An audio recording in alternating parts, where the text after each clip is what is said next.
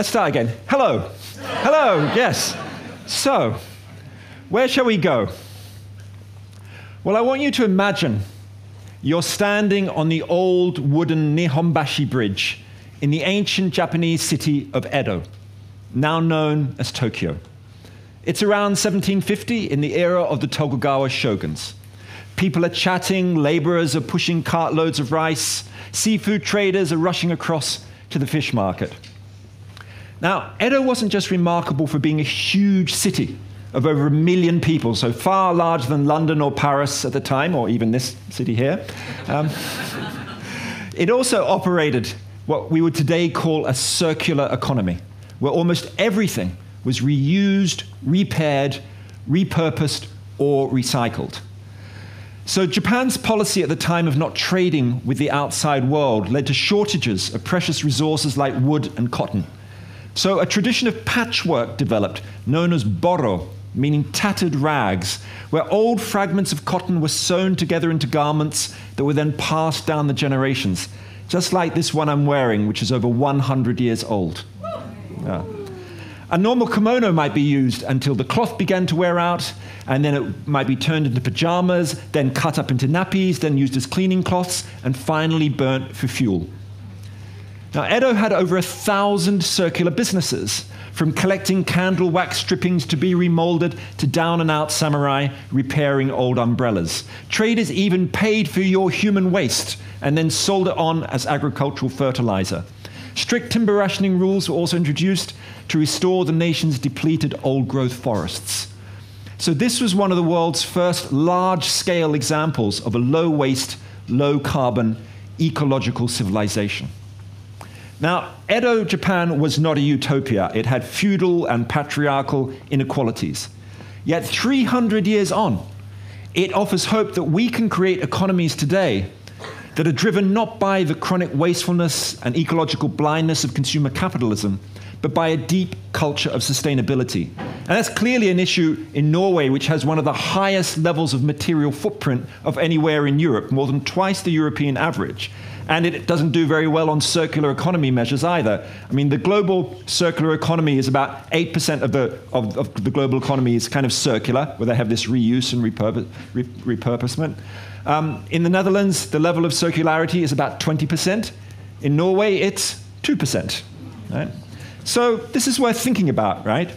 And if we were to try and create and adopt the circular mindset of Edonomics today, we would rapidly phase out the sale of products like standard smartphones, which use over half of the elements of the periodic table and are often discarded after less than 3 years. And instead, we would introduce regenerative standards so that the only phones available for sale would use recycled materials and be modular by design with easily replaceable screens and batteries, which would be pretty good, right? And, you know, like a lot of other historical examples, such as the ancestral circular economy in pre-colonial Hawaii, Edo shows it's possible to combine radical sustainability with cultural flourishing. It gave birth to the artworks of Hiroshige, to the poetry of Basho, and to a thriving culture of, you know, sumo wrestling. I mean, what's not to like about that? So, why am I telling you about the economy of ancient Japan? Well, because it reveals how history is one of our most undervalued resources for thinking about the future of humanity. And we have vast amounts of the stuff to tap into.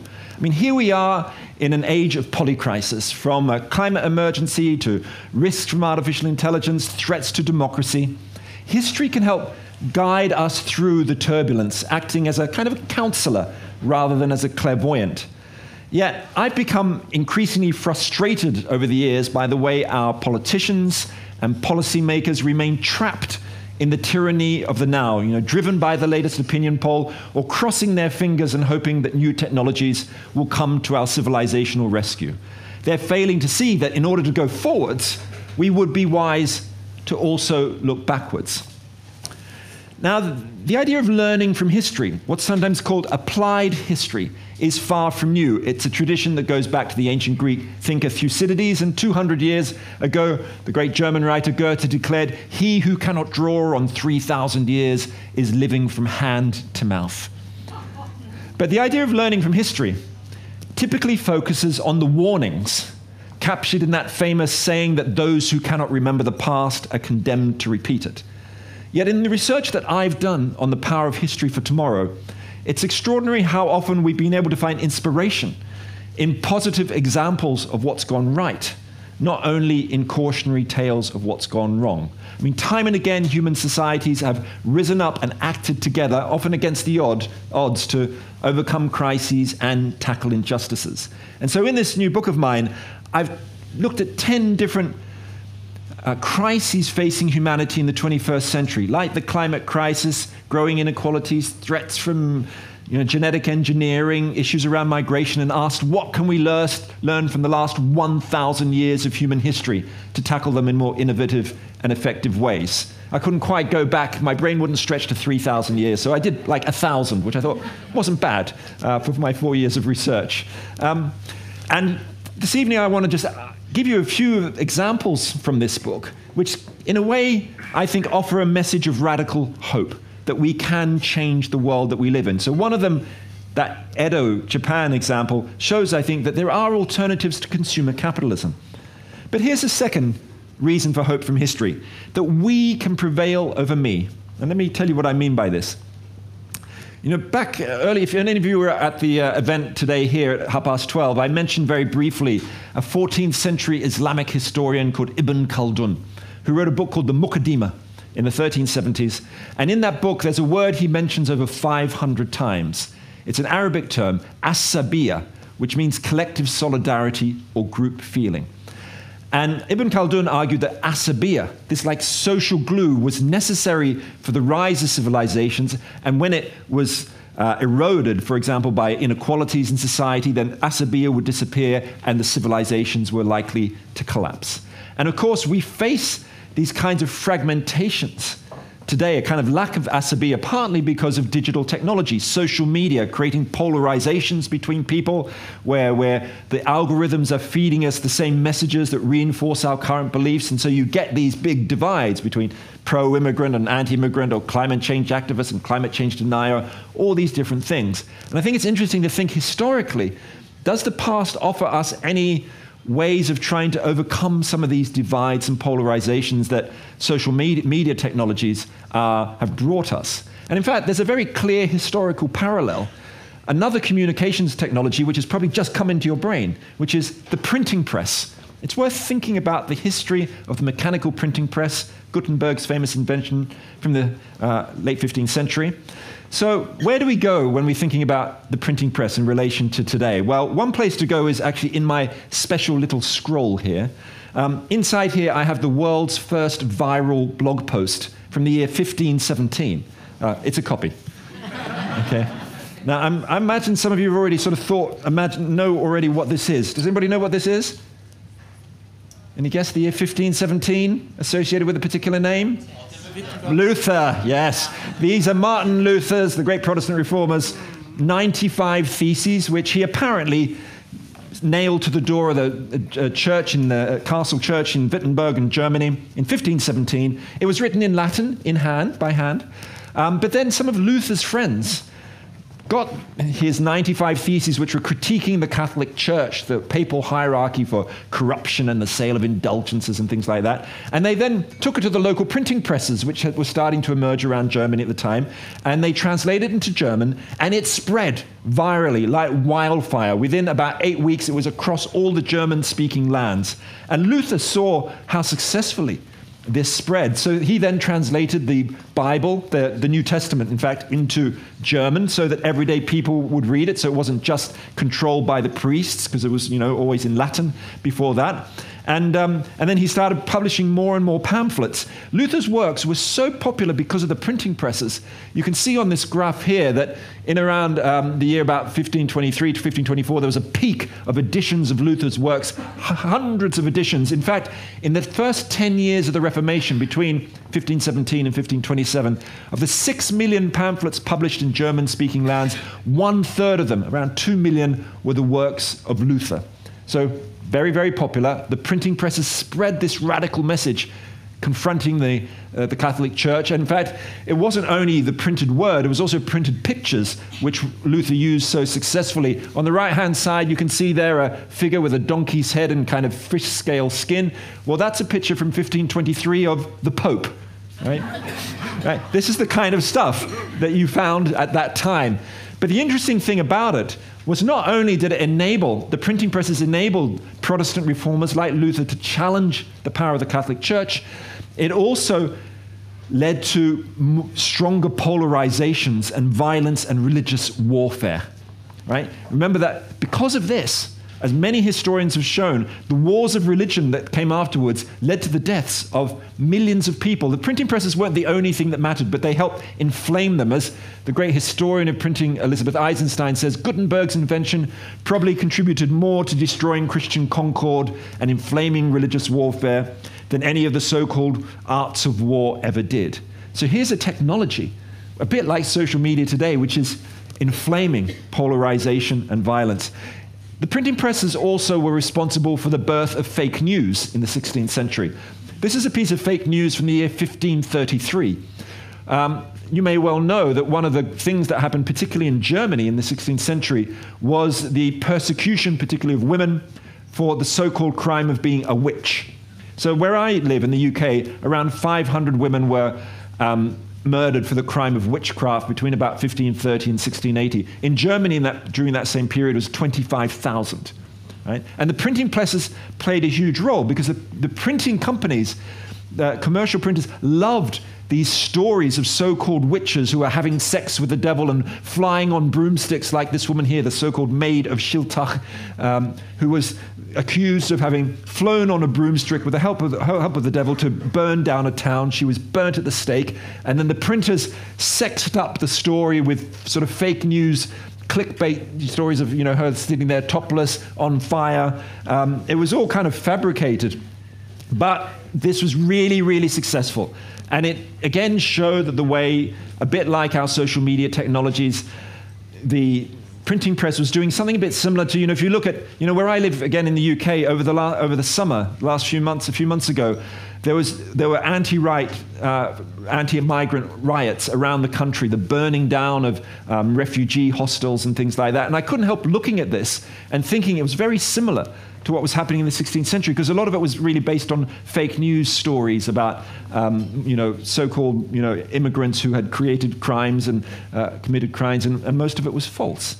So the printing press has a lot to answer for. But there were also some positive aspects to the printing press in later centuries, because this is also a book about some moments of hope.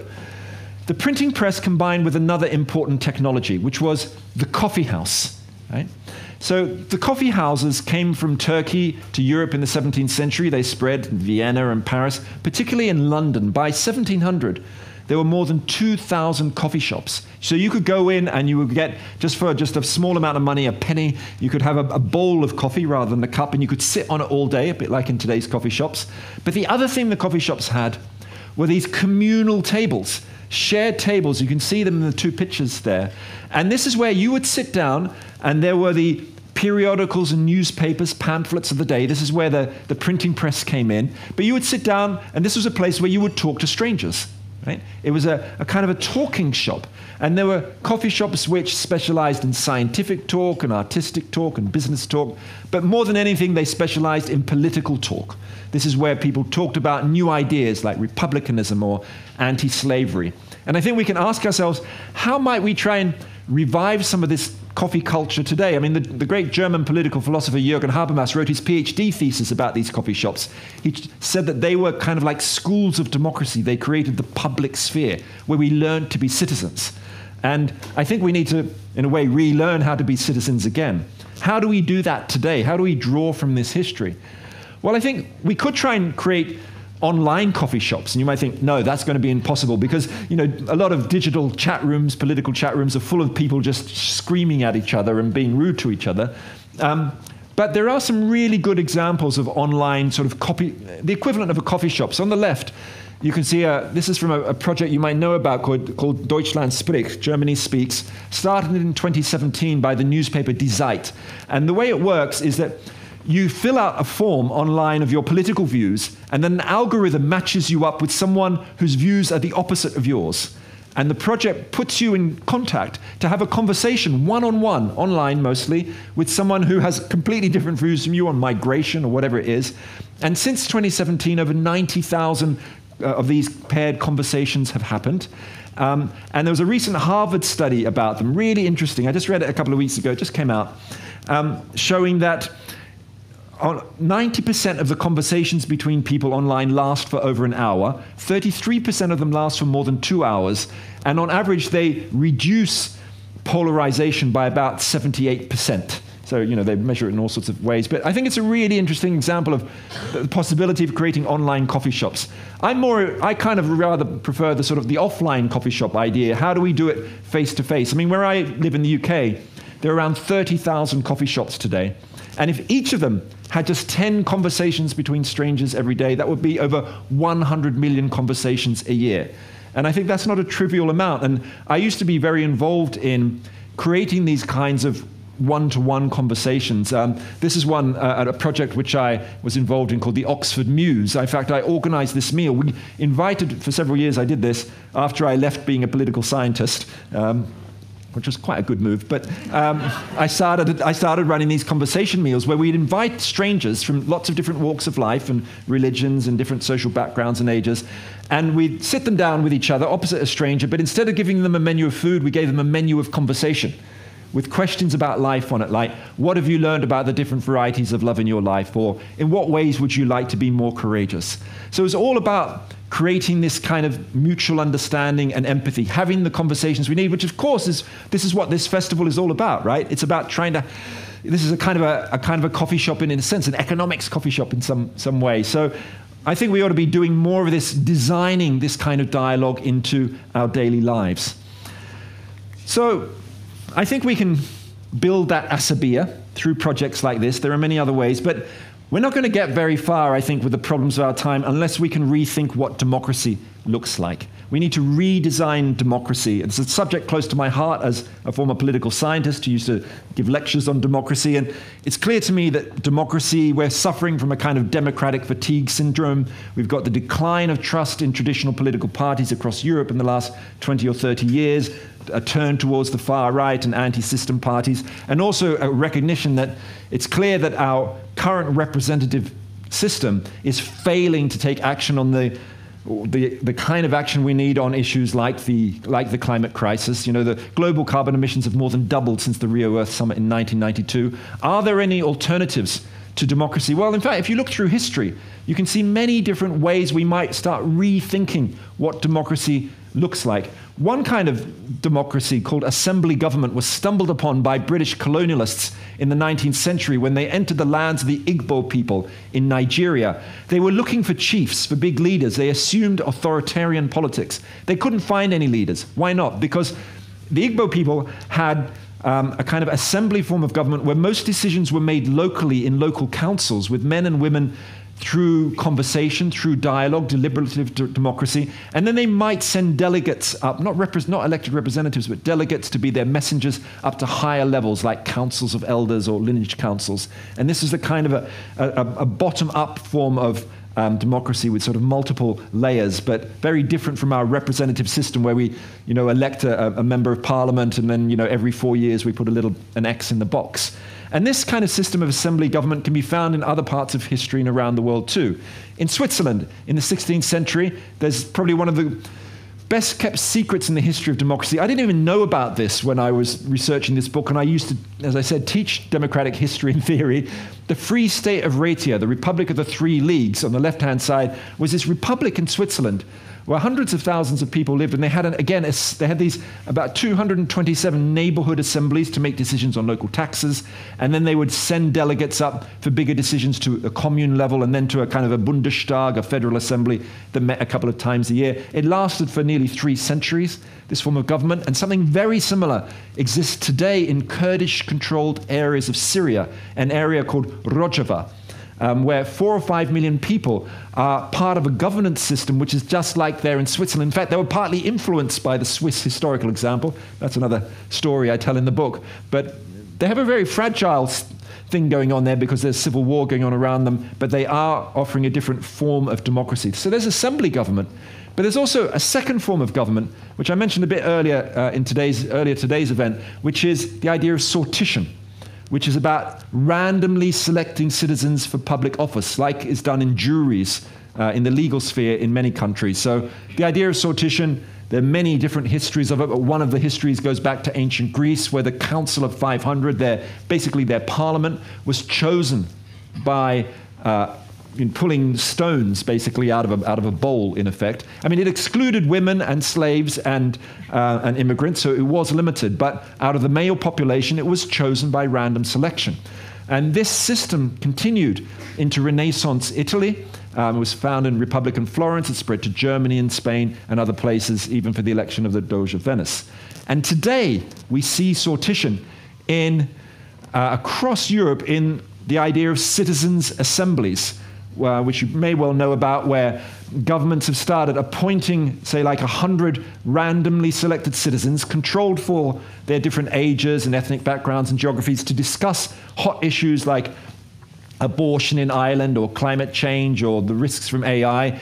Can't see too many dots up there in Norway, actually. But in the rest of Europe, there are rather a lot of them.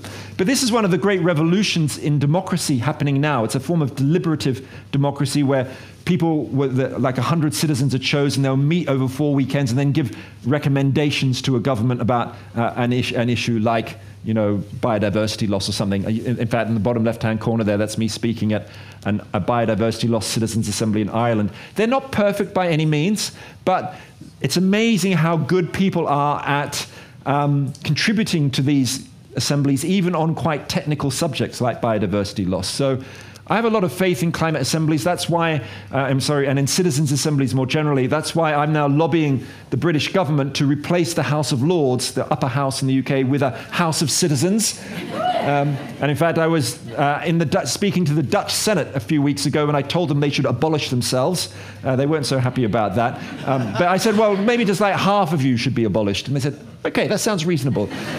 But so let's start rethinking what democracy looks like. That's my message here, because there are so many different ways of doing our democracy, which I think can be effective. But let me just bring you to a final point I want to make. Because there's a question which is always on my mind, which is how do we compel governments to take the urgent action required to overcome our continuing global addiction to fossil fuels, which is pushing us over perilous planetary tipping points? And what history tells me is this, that disruptive movements can change the system. Now, the thing about the crises that we face of many kinds, normally a crisis isn't enough to get a government to change. You've got like a financial crisis in 2008, but that wasn't enough to get governments to change the global financial system, or in most nations either.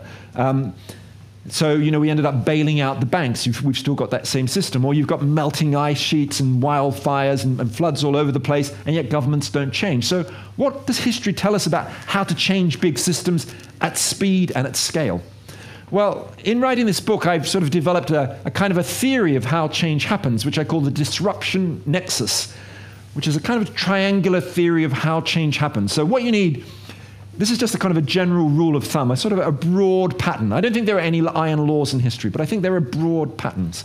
And what you need some kind of crisis, like a financial crash or a melting ice sheet. Then what you also need are disruptive movements, which amplify the sense of crisis, which put it onto the political agenda. And then you also need the new ideas and new models.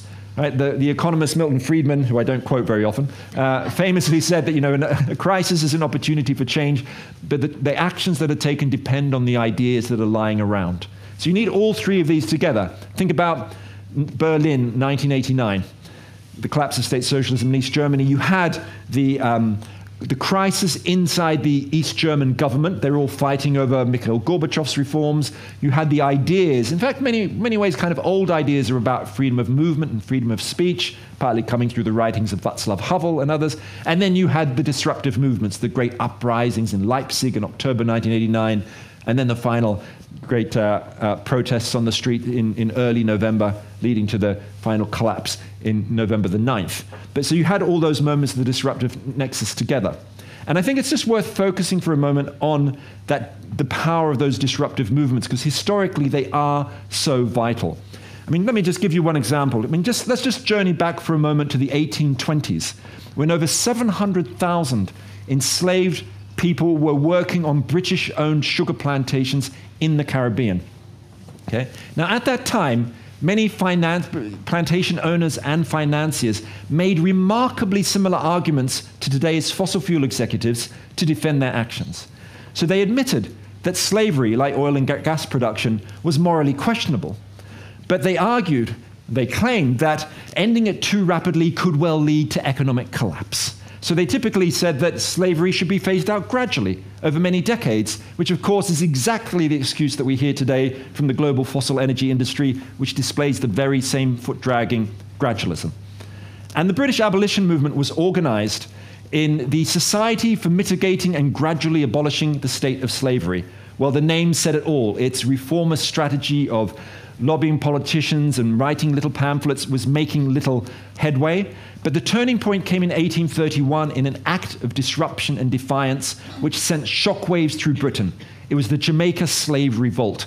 Over 20,000 enslaved workers rose up in rebellion, setting fire to more than 200 plantations.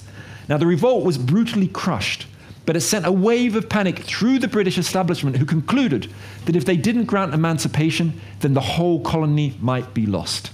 And multiple studies show that the revolt tipped the scales in favor of emancipation, leading to the Slavery Abolition Act of 1833. So in the absence of this disruptive kind of radical flank movement, it might have taken decades longer for abolition to enter the statute books than left in the hands of the reformist white elite.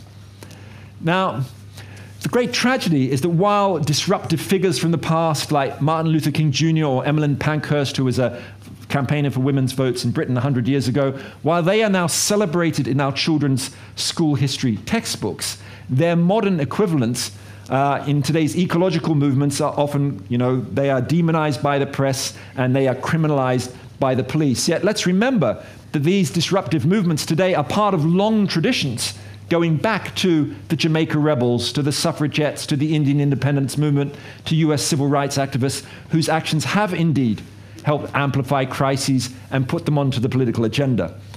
Now, if I think about myself, I'm not a natural disruptor, and I prefer sitting in old libraries reading books. But because of what I've discovered in those libraries about the power of disruptive movements, I've found myself lying on the street, blocking the roads with my teenage daughter, exasperated by the British government's failure to take action on the climate crisis, lying there in front of London's Parliament.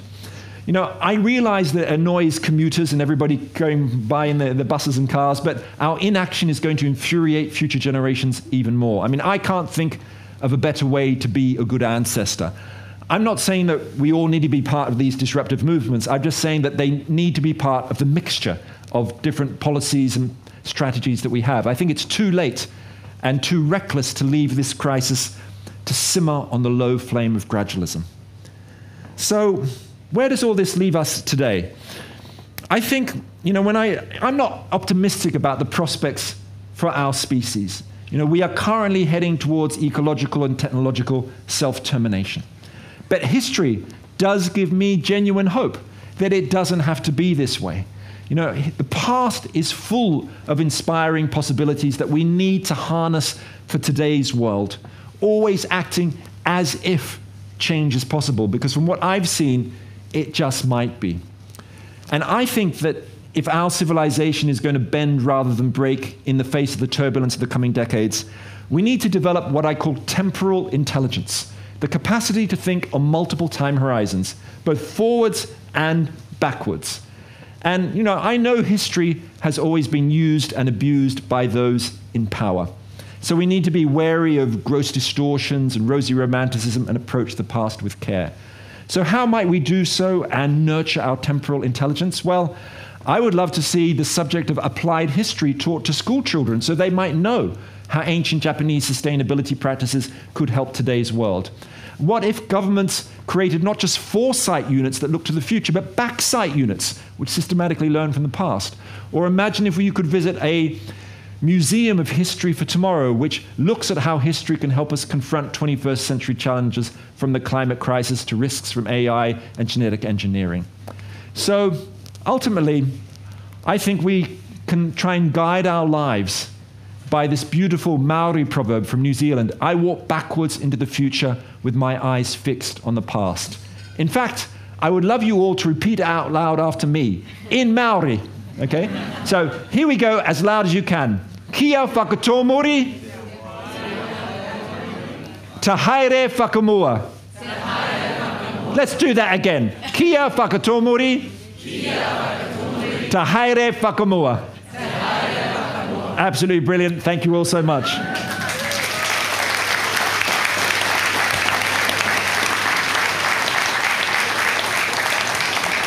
Thank you. Thank you so much.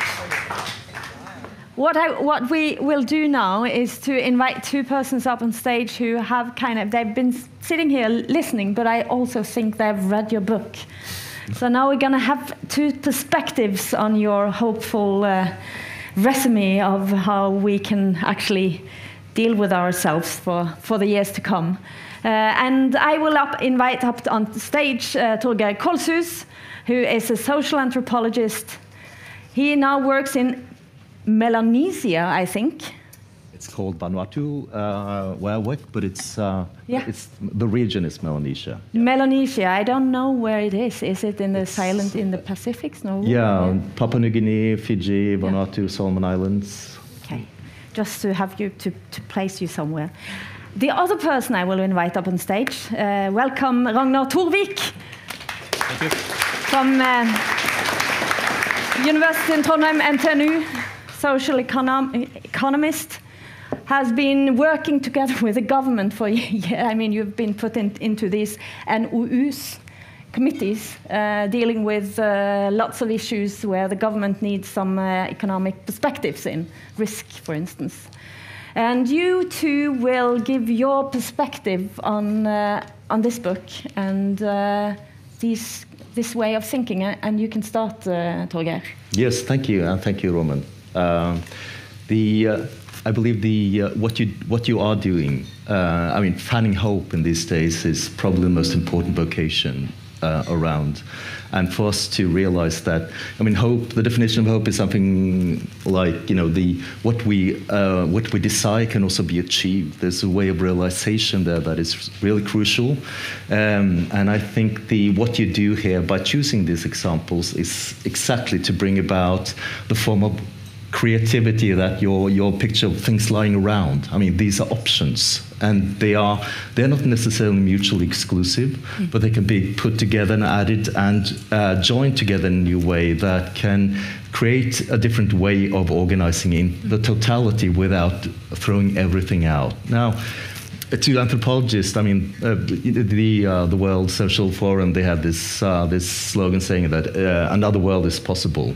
To anthropologists, that's just sounded ridiculous. I mean, not only are worlds possible, there are thousands of worlds out there, and they're very actual, because we know that everything can be done differently, because that's what our research tells us, that on the little island in Vanuatu that I work on, 1,000 people with their own language deal with their environment in their own way, but also speculate on what forces are at play in the world. How do you deal with the challenges to the climate changes, for instance, when seasons are turned upside down and the general unpredictability of life has all of a sudden become a factor that just gives a totally new direction to what you could perceive about the future, which used to be known fairly well. If you did this or if you did that in an agricultural community, then you wouldn't know the exact outcome, but you would know within certain range. All of a sudden, that range is much, much, much more varied, which means that you have prosperity at certain times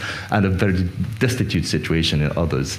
Now, by picking these examples, it's easy to complement your book. They fill in some of the blanks that I think might be useful. So whether we choose history or whether we choose ethnography as a point of entry, both ways will give us a creativity that is really, really encouraging, I think. So I commend you on that point. One thing that I do take issue with, or maybe it's more like a word of caution, is the way that you talk about representative democracy as currently not filling its purpose. I would be careful, because I believe that that is read through a particular prism of, there is no one representative democracy, obviously, not only in national forms, but you differ, but you also have different local versions, as we all know who are sitting here today. So we know that local politics in Stavanger is a very different creature from the ones that, well, surround me in Oslo, and the current ones in Innlandet, in discussions around school. And I would be very, very wary to disregard the representative democracy outright. I think that will be, and also a point on how politicians' lives are far removed from those they represent. That is another word of caution that I think should be maybe taken to heart in the way that you reason, because history tells us that we have moved incredibly far, and not just recent history from a long time ago, but recent history within our lifetime. I mean, look at, if you have anyone, how many of you have seen 2001: Space Odyssey? Okay. We now, well, 23 years ago, we had already colonized the moon. We were on our way to colonizing Mars. We had an expedition to Jupiter. We were moving through doors, sliding doors, saying psh and psh, and eating pills for food. And the only thing of that has been occurring that they really couldn't conceive from the vantage point of 1969, where this film was produced, was that leaders could be anything but men, and those who were serving the coffee could be anything but women. And that's the only thing we've achieved, and that is through insistent political pressure with effective action in combination with a sense that this is something that is good. I mean, this is not a cake that is, it's not closed in itself. I mean, it's not finite. This is something that can actually can come out of these processes. So because I believe I'm pushing the limits of my comment here now, but I sensed something. Back away. It was my vibe. To use that picture that you do with things lying around, being able to be, picked up and combined, moduled differently as ways of thinking creatively and engaging properly with the notions that other worlds are different, other ways of organizing things are definitely possible because we've already done it. That's a fantastic image, and it does that fanning of hope that I think we desperately need in these times. But just be mindful not to throw anything really, really essential out with the bathwater. I think you can keep silent for just a little bit longer, and then you will be able to comment on both the gentlemen's comments. So please, Ragnar. Okay, thank you very much. So I became very glad, I must say, when I read this book, because it's on a more optimistic note for the future than much other stuff I read. Okay, I think one kind of red thread in this book is that there is power in the people. If they raise up, there is possibilities, and therefore we might solve our problems. And it's a lot of interesting historical examples to pinpoint that. Of course, a book that is optimistic for the future will typically show what is it possible to do, what has worked. And that raises two other questions, of course. Are these examples representative, or are they a hope? And how do we change things? I mean, we know a lot of, I am a strong believer in democracy. We know that democracy works. But if democracy works, if democracy is good, why is it so difficult to achieve democracy? Because democracy is on the way down. So let me take some examples. As I said in the book, I think it's a lot of interesting historical examples. So let me mention two that you did not mention. So then it will be even broader. So you mentioned the Black Death, right? The Black Death. A lot of people died all across Europe. What happened in particular in England is that when people died, that was bad news for the people who died, but good news for the people that survived. It was good news for people that survived because it became a shortage of labor that you describe in the book. And you know, if you're a narrow economist, then you would say, here is Roman as an economist. Because what he's saying is that, okay, we have, there is less people around, there is less supply of labor, so the wages will go up and people will be better off. So that's kind of a economic argument for why change can do something good. But now let me expand on that example, because this happened in Western Europe. But what happened in Eastern Europe? In Eastern Europe, after the Black Death, we got the so-called second serfdom. And exactly the opposite thing happened. So we had the Black Death, there was a shortage of labor, but the shortage of labor led to the exact opposite from what it did in England. It did not rise the living standards of the people, it brought them down. So how can it be that the same shock has complete opposite consequences in these two parts? Well, the reason for that is that initially labor was more powerful relative to the landlords in the West than they were in the East. And of course, the narrow economist would say, okay, if you own something that is becoming scarce, good news for you. In this case, you own labor. A lot of people have died, you have survived, you're going to get a higher wage. But the other thing that scarcity does is it makes oppression more valuable. Because when there is less labor, it becomes more important to control labor. So this first example is in the book. The second example is not, and that is fine. But I think this leads us to ask, what is the relation between initial power of different groups in society and how this affects society when something happens? We know that some things change very fast, and you have good descriptions on it, and also you point to what could make change happen. And that's what I like with the book. It's not, you know, the economists will just say, okay, this happened here and this happened there.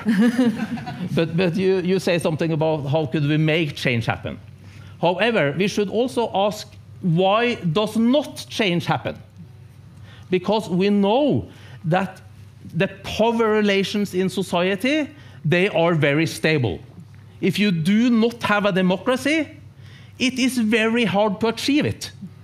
Why is it so hard to achieve it? Well, it's hard to achieve it because, say, I am now, for just 30 seconds, the dictator, and you are the population, okay? So I have power. I'm going to try to keep my power because it's good news for me that I can steal money from you. Bad news for you, of course, and bad news for society. We know that democracy gives higher welfare, higher happiness, better everything. But still, it's not, we know that, but it doesn't come along. Why is that? Well, because I am in power today, you are not. Then you are going to try to convince me, Ragnar, if we democratize, I promise you, we'll not hang you in the streets. We will give you a lot of money tomorrow. So that, because democracy will produce higher values, it will give more resources, and I promise you, you will get much of that resources, so you will be better off if you democratize. Do you think I would believe you? No. So therefore, power is an engine of change, but power is also an engine of persistence. Why is it that every single Latin American country is presidential and has been so since independence? Because the presidents don't want to give up their power. Why is it that when African countries became independent, 80% of them had a parliamentary constitution? 80%. Today, 3 countries have a presidential constitution. Parliamentary constitution. The rest have presidential constitution. Let's take one example from Zimbabwe, where I have done research, and I love that country. I've been there a lot. So, as you know, it was a violent struggle. They became independent in 1980. He also needs to be able to comment. Yes. Okay. So I'm gonna shut up. It says 2 minutes 30 seconds. Is that for me or for us? For him. Oh, okay. All of us. Okay. So then I'm gonna end on this example. Yeah. Okay.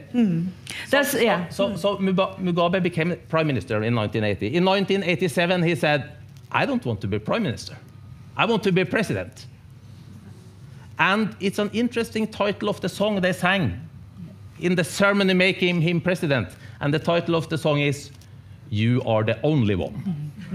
So that's not much hope. So sorry to be a party pooper. I think the book is fantastic, has a lot of good examples. It has normative implications about how should we organize collective action. But it's also important to not only ask what was a success, also to think about what is a failure and how do we address that. So sorry, I talked too much, I'll stop now. Okay. No. Thank you for those. The floor is yours, and I will steal a couple of minutes. Yeah, let's steal a couple of minutes. Thanks for those fascinating comments. I mean, it's interesting how much faith both of you have in democracy. You know, it's a curious thing, but I'll come back to that in a second. I love the point about anthropology as a kind of a source of imagination in the present and the past, in a sense. And I read lots of anthropological studies in researching this book. The challenge was always thinking about how can these things be scaled up. And that's why, like, when I looked at the circular economy, I had many examples I could have focused on. And I focused on Edo, Japan, because Edo was 1 million people. And there are large-scale indigenous societies with circular economies historically, too. Like I mentioned very briefly, the ancestral circular economy in pre-colonial Hawaii, so before 1810. Maybe there were 1 million people living on the Hawaiian Islands then. Really brilliant recent research paper by Kamana Bima on this.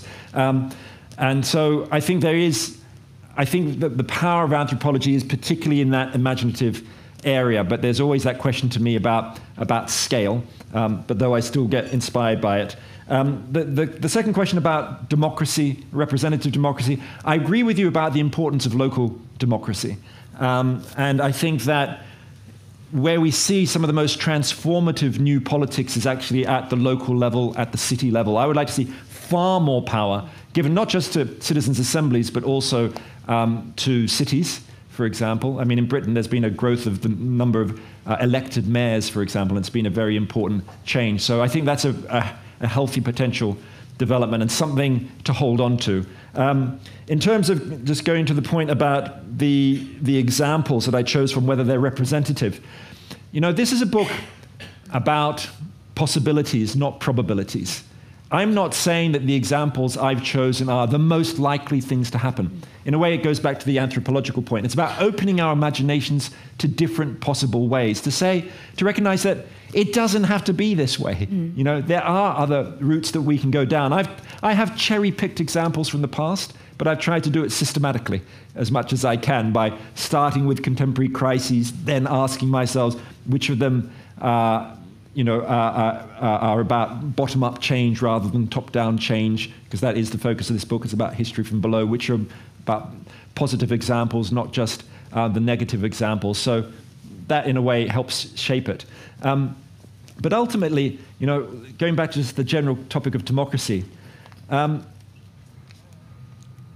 think the system that we've got, the representative system, I mean, it was invented in another age, in the 18th and 19th centuries, for a different set of problems, you know, to do with shifting from aristocratic government towards feudalism. Away from feudalism. I should come back, actually, let me come back very, very quickly on that feudalism point. I think one of the differences between East and West, of course, which you kind of alluded to, was about exactly the power of labor and people power, which is exactly the point I make in the book. But I take the point that I didn't look at the differential effects in Eastern Europe, so thank you for that. But I think I look at democracy, and I do not have faith in this system to deal with the problems that we have. I mean, as I said, it was a system invented a couple of hundred years ago, broadly. It's not very good at taking long-term decisions in general. It's very caught up in short-term decision-making. We cannot possibly think that representative democracy has been effective at dealing with a global ecological crisis. The alarm bells have been ringing since 1992. And as I said, global carbon emissions have more than doubled since that time. How many countries are actually decoupling their GDP from carbon emissions and material use? A handful, and nobody at anything like the speed and scale required. So I would say, no, we don't need to move towards dictatorships or anything like that, and we need to think about what stands in the way of change and to think about structures of power. I agree with that, but I think we need to reinvent democracy and put people back into it, make it more participatory. We all care about our children and grandchildren and their grandchildren, and here we have a hope to bring our own thoughts and hopes and lives into our political systems and not just leave it in the hands of those distant politicians. So let's reinvent what democracy looks like. I know that both of you, I know that you all now sit here and you desperately want to comment upon It's unfair, but isn't it? there is no time left. This is a not democratic thing. Sorry. I am the dictator now, and unfortunately, I have to say thank you, guys. Thank you. Thank you very so much. much. Thank you. Thanks. Sorry we didn't get to talk more.